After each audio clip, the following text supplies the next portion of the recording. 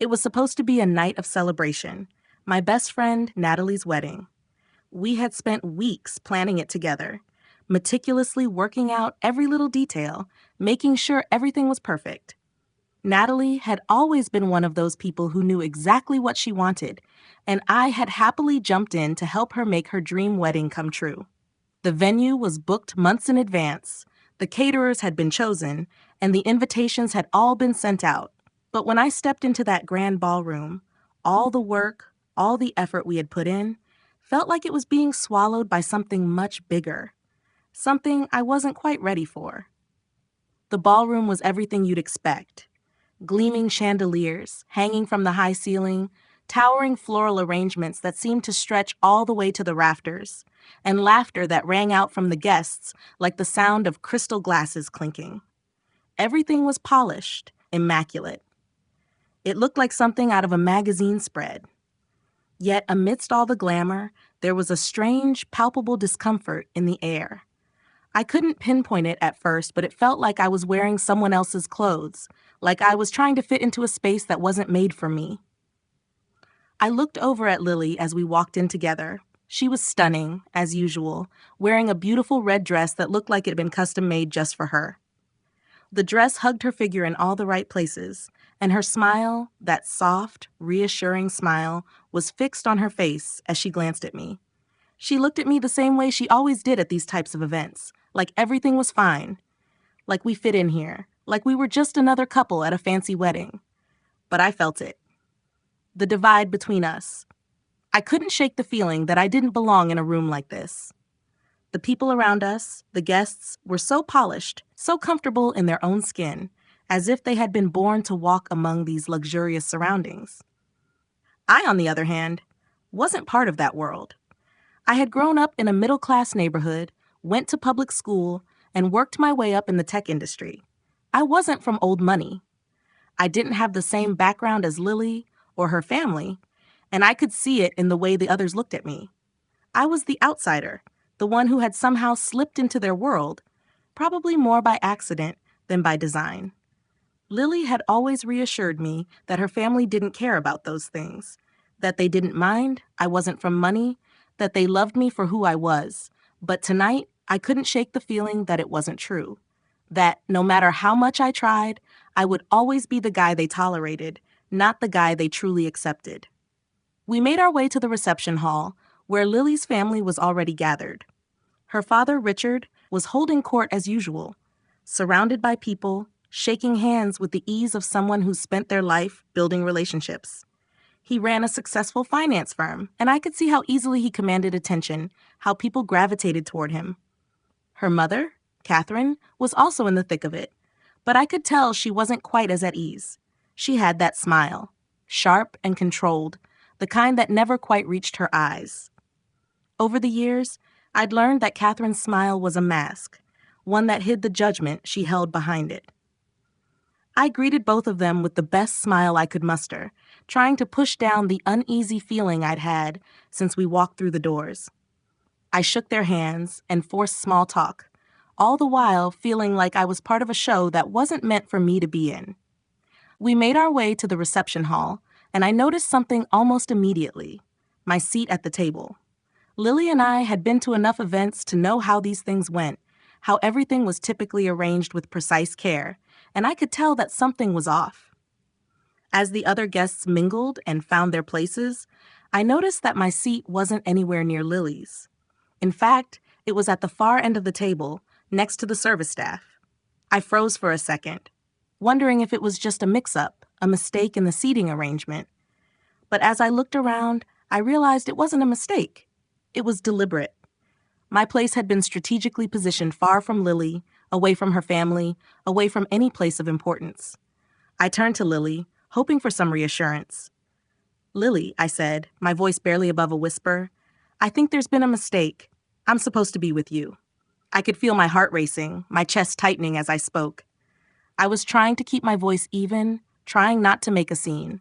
But the discomfort in my stomach was becoming overwhelming. She didn't look at me. Instead, she glanced down at the seat and then back at the other guests, her smile still perfectly in place. I could tell she wasn't going to say anything. That's when Catherine, Lily's mother, approached us, her steps brisk but graceful, as though she knew exactly what she was doing. There was something about her demeanor that made me feel like I was an afterthought, like I was merely an accessory to the evening, something to be dealt with, not included. "Oh, Michael," Catherine said, her voice as sweet as it was rehearsed.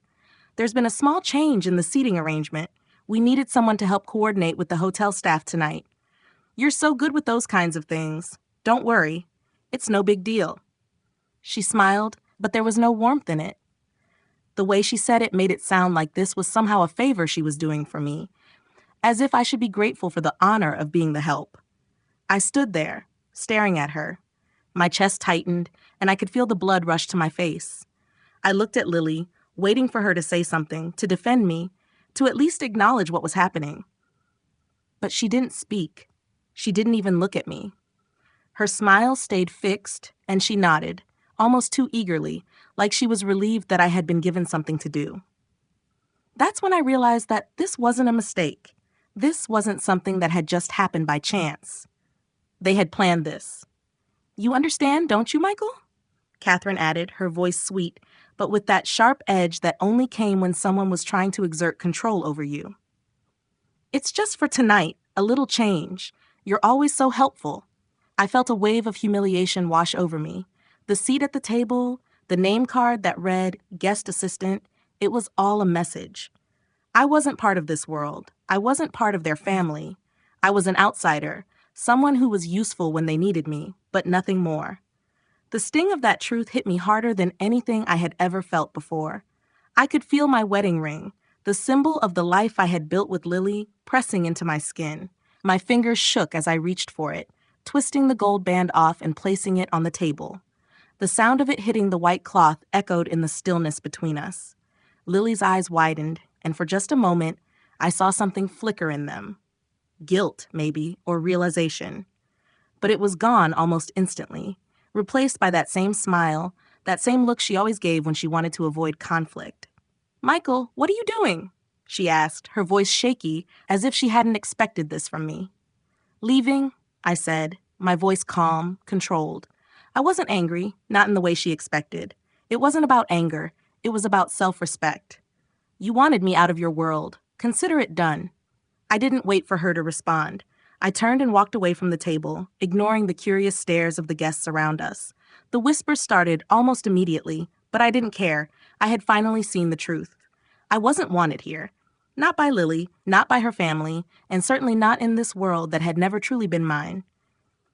As I walked out of the ballroom and into the cool night air, I felt something I hadn't felt in years. Freedom. I didn't know what the future held, but for the first time in a long while, I felt like I was in control of my own life. I didn't look back. I didn't go back to the wedding. I didn't even hesitate as I stepped out into the cool night air. I could hear Lily's voice calling after me, faint and distant, but I didn't turn around. I didn't need to. There was nothing left for me inside that ballroom, nothing but the echoes of my own humiliation. The streets outside were quieter, the lights of the city soft against the dark sky, but I felt a weight lift off my chest with every step I took away from the event, away from the life that had never been mine. I didn't know where I was going, but I ended up at our apartment. Our apartment, though I realized it didn't feel like mine anymore. As soon as I walked through the door, the place felt unfamiliar, like it was full of someone else's choices. The furniture, the decor, everything about it screamed Lily's world, not ours. I had spent so many years trying to build a life with her, a life I thought was mine too. But tonight, I saw it clearly for what it was. A house, not a home. It was her home, and I was just a piece in it. I walked into the kitchen, the space we had shared countless times, and sat down at the table. The soft hum of the city outside the windows felt distant now. My mind was racing, but it wasn't anger that fueled my thoughts. It was something else, something deeper. Sadness. Not for me, but for everything I had allowed to happen. For years, I had buried my discomfort, hoping it would get better, hoping Lily's family would accept me or at least tolerate me more. But now, standing here, it was all too clear. I had been trying to fit into a world that would never accept me, and in the process, I had lost myself. I pulled my phone out of my pocket and unlocked it, my fingers moving without thought. I opened a new document and started typing. The words came slowly at first, then faster as the thoughts poured out. Divorce. It was time to make it official. I wasn't going to fight for the apartment or the money or anything material. I didn't want any of it. What I wanted was to walk away with my dignity intact, to leave this place and this life behind. I had never been someone who fought over things, and I wasn't about to start now. My freedom was more important than anything she could offer me. The door creaked open behind me, and I didn't need to look up to know it was her. Lily stepped into the room, her footsteps hesitant, like she didn't know what to expect. I didn't say anything at first, just kept typing. "We need to talk about last night," she said, her voice quiet but laced with disbelief, like she couldn't fathom why I had walked away from her. "No, we don't," I replied, not bothering to look up. I wasn't angry.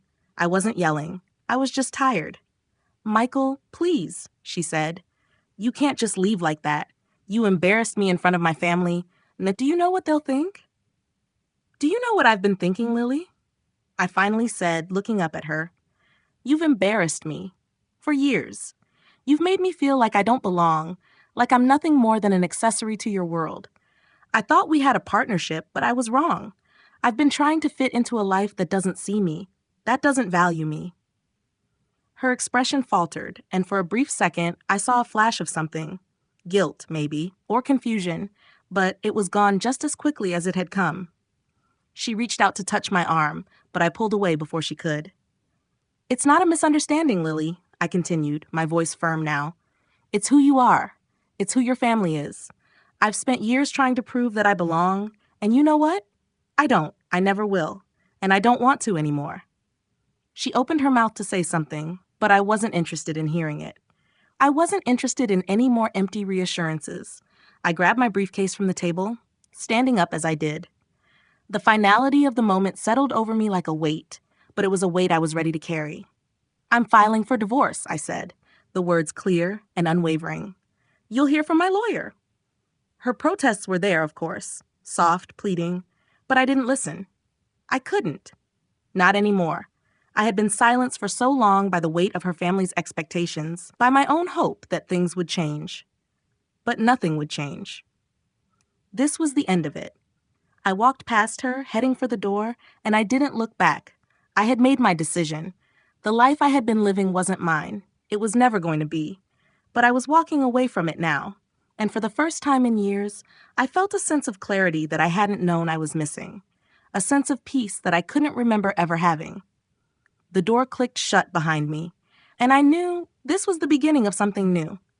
The divorce process didn't take long. It was almost shockingly straightforward. I didn't fight for anything. No furniture, no money, no big dramatic courtroom battles. I didn't want her family's wealth, their status, or anything they had tried to offer me over the years. All I wanted was to walk away with my dignity, my peace of mind, and the freedom to finally start living my life on my own terms. And that's exactly what I did.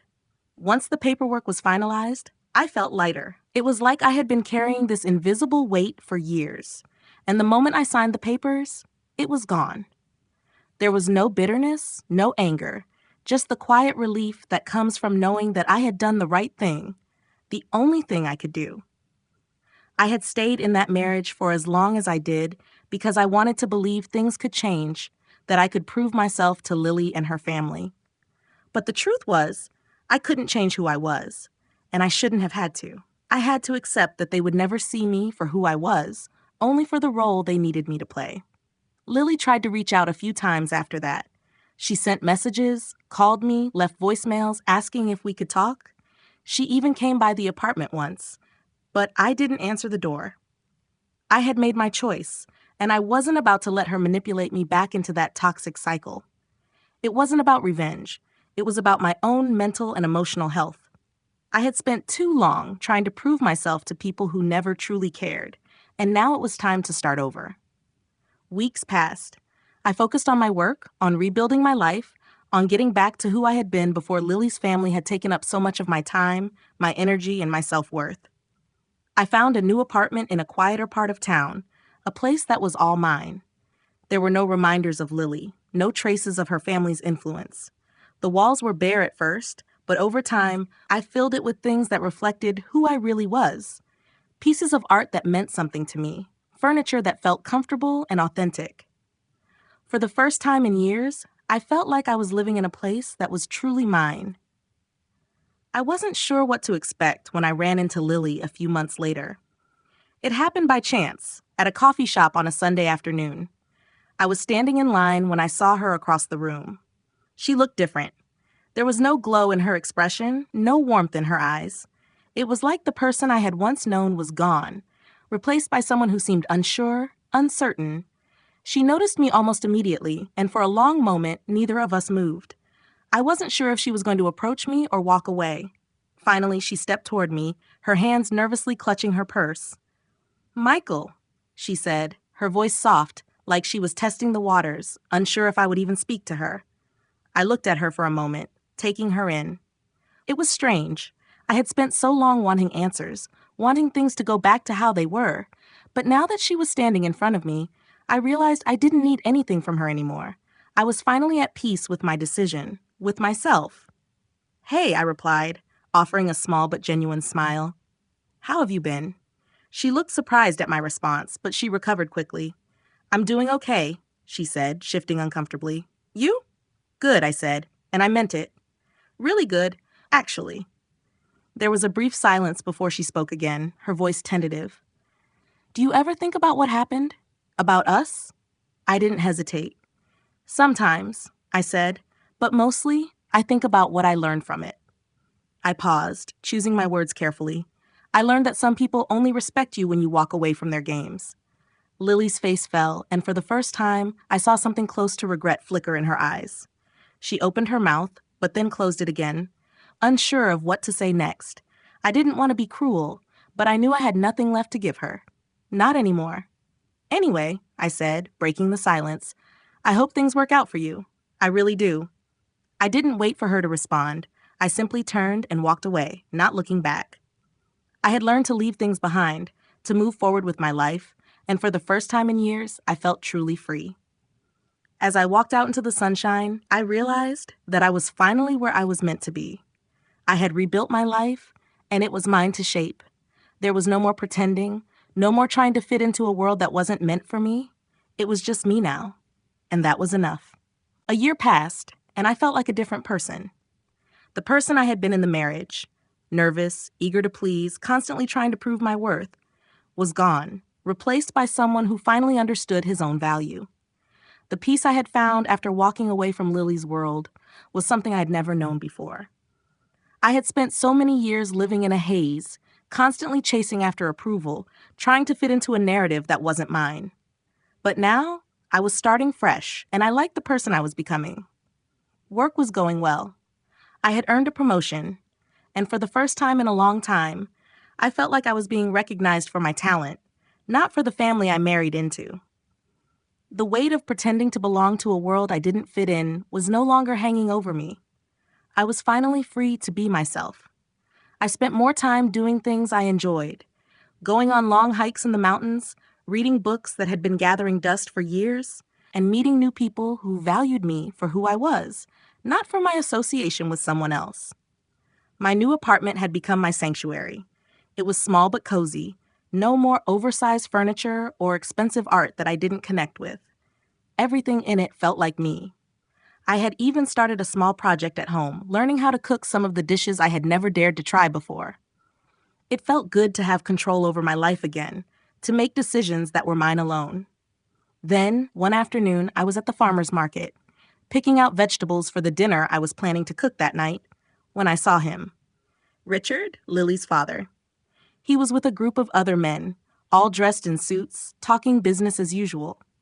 He looked the same as he always had, polished, confident, and completely self-assured. When he noticed me, his expression briefly flickered, just the slightest hint of recognition before he masked it with that practiced smile of his. He excused himself from his group and walked toward me, his gaze appraising me as though he were analyzing whether I was still worth his time. "Michael," he said, his voice smooth and almost too casual, "it's been a while. How have you been?" I had expected this. A conversation, or perhaps a little exchange, just to see where I was and if there was any way to reel me back into their world. But I was ready for it. I had already made peace with my decision to leave, and now, seeing him, I felt no bitterness, only indifference. "I've been good," I replied, keeping my voice neutral. "Really good, actually. Things are going well." He nodded, his smile tight. "I see. And how's the new life treating you? I assume things have been easier since the separation?" The way he phrased it, the separation, was typical Richard. He wasn't asking how I was doing because he cared, but because he needed to evaluate how much he could still control or manipulate. I could almost hear the judgment beneath his words, the subtle way he was trying to see if I'd been affected by Lily's family's opinions, whether I was still broken by the divorce. "I've actually been doing quite well," I said, meeting his gaze. "Better than I expected. I've learned a lot about myself and about what I need in life." Richard's smile faltered for a moment, and I knew what he was thinking. He expected me to be struggling, to be lost without the connection to their wealth and status. But I wasn't. I had found my own path, and it didn't require their approval. "Well," Richard said, his tone changing slightly, "I suppose that's good to hear. Just don't forget where you came from, Michael. There's always a place for you with us, if you ever want to rejoin the fold." I stood there for a moment, feeling a wave of realization wash over me. He wasn't offering me anything genuine. It wasn't a chance to rebuild a relationship. It was just an offer to return to a world that had never been kind to me. A world that had tried to shape me into someone I wasn't. "I'm good, Richard," I said, offering him a smile of my own. "But I think I'll pass. I'm happy with where I am now." There was no confrontation, no dramatic scene. I just said what needed to be said. And with that, I turned and walked away. The truth was, I didn't need their world anymore. I had my own, and it was enough. Walking away from Lily, from her family, had been the hardest thing I had ever done, but it had been the most freeing. I had taken back my life. And now, as I strolled back through the market, the sun on my face and the weight of the past finally behind me, I knew I had made the right choice. A few months after my encounter with Richard, I found myself standing at the edge of something I hadn't expected. A life that was mine, fully and entirely, without the shadow of anyone else looming over it. The peace I had once thought was out of reach was now a steady, constant presence in my life.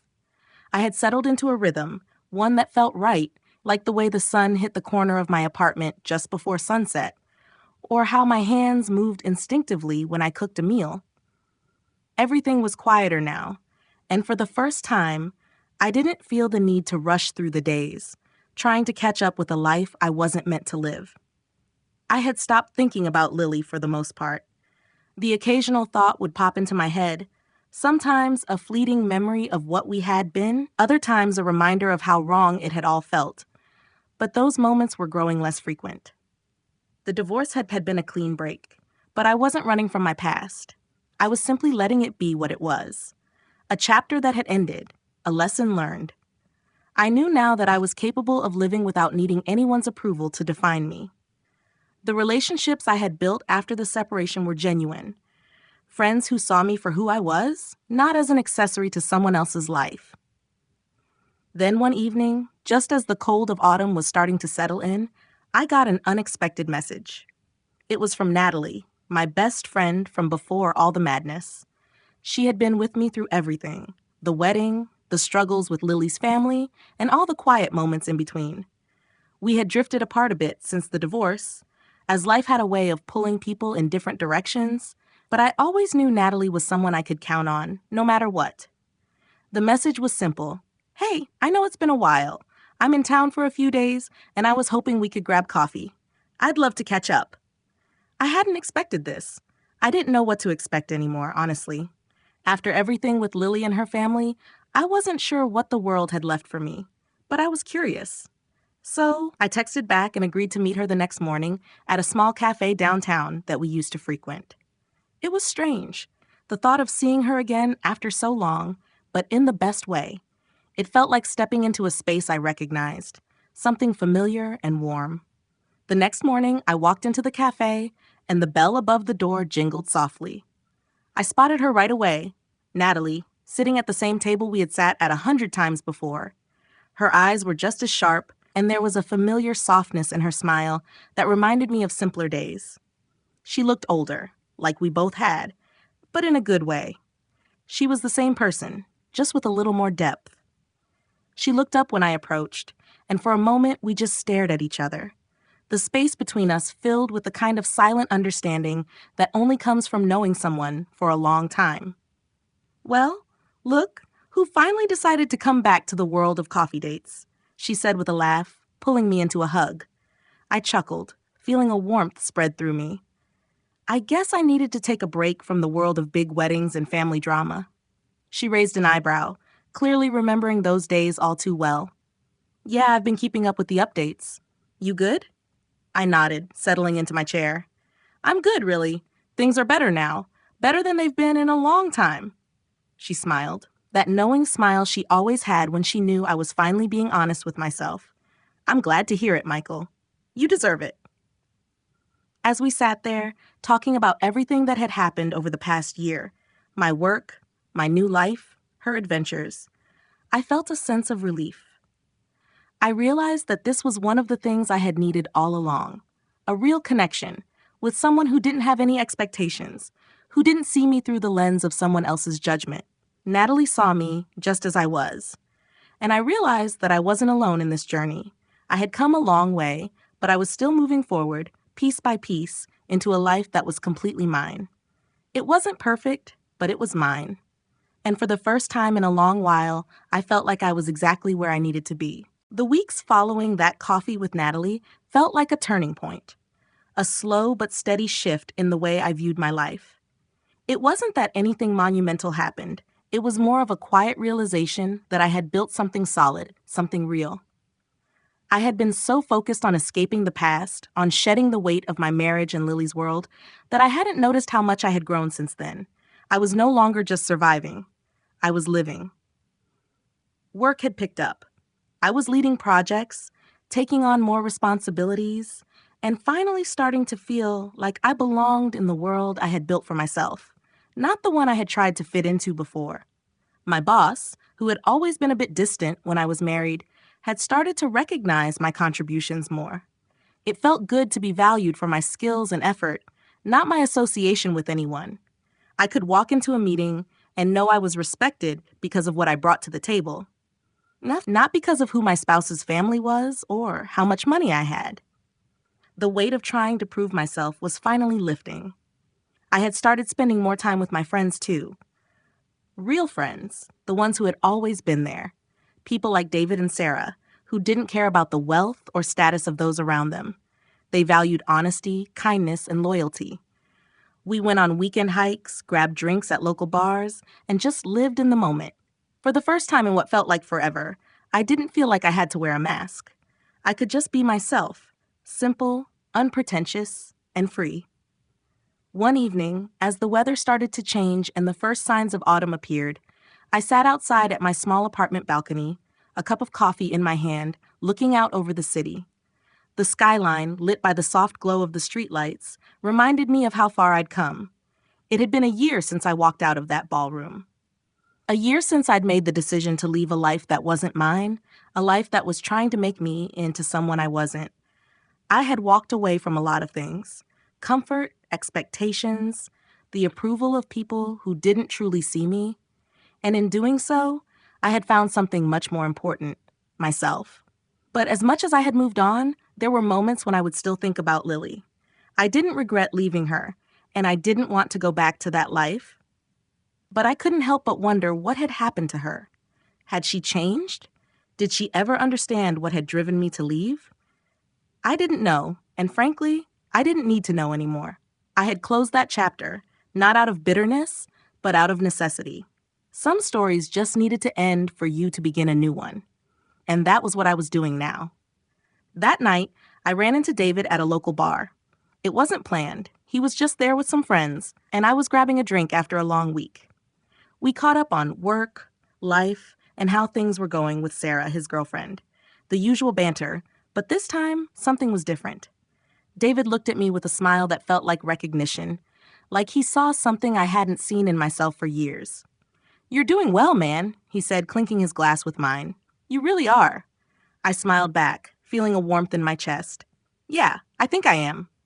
The words hung in the air for a moment, and in that silence, I realized that David was right. I was doing well. I had built a life that felt true to me. A life I didn't need to explain to anyone. A life I had fought for, even if the fight had been quiet. And for the first time in a long time, I felt at peace with it. Not because everything was perfect, but because I had stopped trying to make it fit someone else's idea of what it should be. And in that moment, I realized that maybe that's all I ever needed. To be at peace with myself, to finally understand that the only approval I needed was my own. A few months after that conversation with David, things started to feel settled. The fog of the past, the heaviness I had carried for so long, had lifted almost without me noticing. I was in a rhythm now, a steady cadence of work, friends, and moments of peace that I hadn't known I was missing. Life was quieter, but in a way that felt more fulfilling. I didn't have the chaotic noise of trying to fit into a world that wasn't mine, a world that had been draining me for years. I was in a place where I was enough, just as I was. I had started dating again, though I wasn't in a rush. I wasn't looking for validation or a sense of belonging anymore. I was simply enjoying the company of someone who made me feel good about who I was. Clara, a woman I met through mutual friends, was easy to talk to. We had a connection, but it wasn't rushed. There were no grand expectations.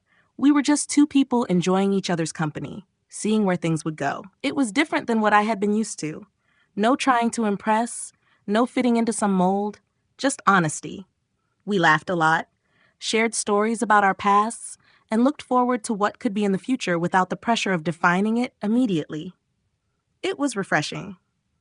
Work, too, had become a place where I felt I could breathe. I was no longer the background figure, trying to prove my worth to everyone around me. Instead, I was leading projects, making decisions, and building something that was mine. My boss had even started seeking my advice on larger initiatives, something that had never happened before. I wasn't just there to fill a role. I was becoming someone others could rely on. It was a good feeling, the kind of recognition that felt earned and not handed to me out of obligation. But despite all the good things happening in my life, there were still moments when I would think about Lily. They weren't frequent, but they were there, flashes of memory, glimpses of what we used to be. It was never a longing for what we had. It was more of a curiosity. Had she changed? Had the divorce affected her the way it had affected me? I wasn't angry anymore. I had let go of that a long time ago. But I still wondered how she was, how her life had turned out. I didn't want to know in a possessive way, but more as a passing thought, a reflection on the road we both had taken. Then one day, out of the blue, I received a message from her. It had been months since we'd last spoken, and I had no idea what to expect. The message was simple and to the point. I know it's been a while, but I'd really like to talk. I think we owe each other that much. I hope you're doing well. I stared at the screen for a long time, my fingers hovering over the keyboard. Part of me was surprised, the other part was resigned. I had moved on from the pain, from the life I had tried to build with her, but there was still that curiosity. What did she want? Why reach out now? I typed a reply, not in haste, but with a calm I had never had during our marriage. I'm doing well. I'm open to talking. Let me know when and where. And just like that, I agreed to meet her. I didn't know what would come of it, but I had come to learn that sometimes closure came when you least expected it. Not in a grand gesture, but in the quiet space of understanding. Whether this would be a chapter of reconciliation or just another part of our past, I didn't know. But what I did know was that I was ready to face it on my own terms, just as I had with everything else. In life, it's essential to recognize your own worth and stop seeking validation from others, especially from those who don't truly see you for who you are.